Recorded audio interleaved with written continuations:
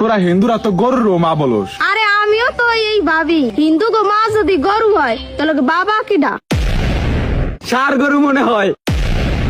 থামো, আর একটা কথাও বলবে না, কারণ এখন যেটা বলতেছো এটা প্রশ্ন না, অজ্ঞতার প্রমাণ। আজকে তোমাদের সাথে আমরা তর্ক করব না, কিন্তু তোমাদের ভুলটা অবশ্যই ভাঙাবো। তোমাদের প্রথম প্রশ্ন ছিল গরু মা হলে ষাঁড় কেন বাবা হয় না। তোমাদের প্রথমে একটা কথা বলে রাখি, মা মানেই সবসময় বাবার স্ত্রী হয় না। যেমন বাংলাদেশের একজনকে জাতির পিতা মানা হয়, এটা জৈবিক দিক থেকে নয়, আধ্যাত্মিক দিক থেকে। যেমন আমরা বলি পৃথিবী মা, নদী মা, মা মাতৃভূমি, এরা কি আমাদেরকে জন্ম দিয়েছে?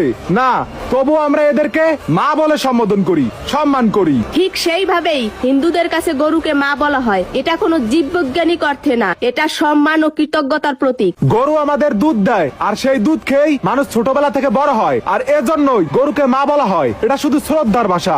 আর ঠিক সেইভাবে ষাঁড় মাঠে লাঙল চালিয়ে আমাদের চাষাবাদে সাহায্য করে, সে শক্তির প্রতীক, তাই তাকেও আমরা সম্মান করি। শাস্ত্রে নন্দিরাজ ভগবান শিবের বাহন, মানে ষাঁড়ও সমান সম্মানের জায়গায়। আমাদের সনাতন ধর্মে এটা কোনো মা বাবার হিসাব না। আমাদের কাছে গরু মা মানে সম্মান, আর ষাঁড় মানে অদম্য শক্তির প্রতীক।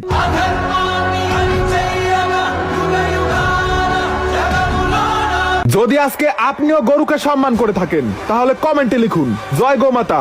দেখি আজকে কতজন হিন্দুর সাড়া পাই।